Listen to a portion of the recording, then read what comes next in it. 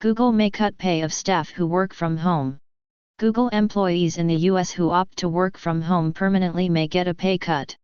The technology giant has developed a pay calculator that lets employees see the effects of working remotely or moving offices. Some remote employees, especially those with a long commute, could have their pay cut without changing address. Google has no plans at this time to implement the policy in the UK. Employees in many businesses have proved that working from home permanently is viable during the COVID pandemic. Many companies are looking ahead to how employees will work as the pandemic recedes, even as the US continues to battle the Delta variant of the disease. Silicon Valley firms, some of which are keen to get employees back to their desks, are experimenting with employee pay structures. Big tech companies including Microsoft, Facebook, and Twitter have offered less pay for employees based in locations where it is more inexpensive to live. But smaller firms such as Reddit and Zillow have said they will pay the same no matter where employees are based, saying that this improves diversity. A Google spokesperson said, "Our compensation packages have always been determined by location, and we always pay at the top of the local market based on where an employee works from. Our new work location tool was developed to help employees make informed decisions about which city or state they work from and any impact on compensation if they choose to relocate or work remotely." Alarm! One Google employee, who works in Seattle but has a 2-hour commute, complained to Reuters of being faced with a 10% pay cut for choosing to work from home full-time. "It's as high a pay cut as I got for my most recent promotion," the employee said. "I didn't do all that hard work to get promoted to then take a pay cut." Jake Rosenfeld, a sociology professor at Washington University in St. Louis, said Google's move raises alarms about who will feel the impact most acutely, including families. "What's clear is that Google doesn't have to do this," Professor Rosenfeld said. "Google has paid these workers at 100% of their prior wage, by definition.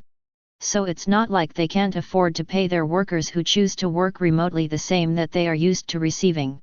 A Google employee in Stamford, Connecticut, which is an hour away from New York by train, would be paid 15% less working remotely, while there were 5% and 10% differences in the Seattle, Boston, and San Francisco areas. Google will not change employees' pay if they work fully remotely from the same city. Contract questions. In the UK, it's a fundamental part of employment law that employers cannot alter aspects of contracts such as rates of pay without the consent of employees, or without terminating those contracts and renegotiating them, said Emma Bartlett, a partner at employment lawyers CM Murray. "From an employee perspective, it would be demoralizing to be paid less for doing the same job," she said, "and from a business perspective, it would have the potential to create two tiers of employment, with some employees expected to be in the office, and some not. If people stayed home working for childcare reasons, and women continue to take the main responsibility for childcare, then this could have the effect of widening the gender pay gap," she said. "Workers may be treated differently in other respects," she added, "and organizations would have to work hard to make sure employees were not treated differently in terms of training, promotion, and access to clients." Hybrid experiments. Some businesses, such as US technology giant Cisco, have put in place a hybrid working plan that has no mandates about how often employees go into the office. Cisco expects that less than a quarter of its workforce will want to be in an office for 3 or more days a week. But other firms, such as Goldman Sachs, want workers to return to offices. The investment bank's boss, David Solomon, said in February that working from home was an aberration rather than the new normal. The Chartered Institute of Personnel and Development, CIPD, which represents human resource professionals in the UK, said it was always the safest option for firms to seek express written agreement from employees before changing the level of their pay.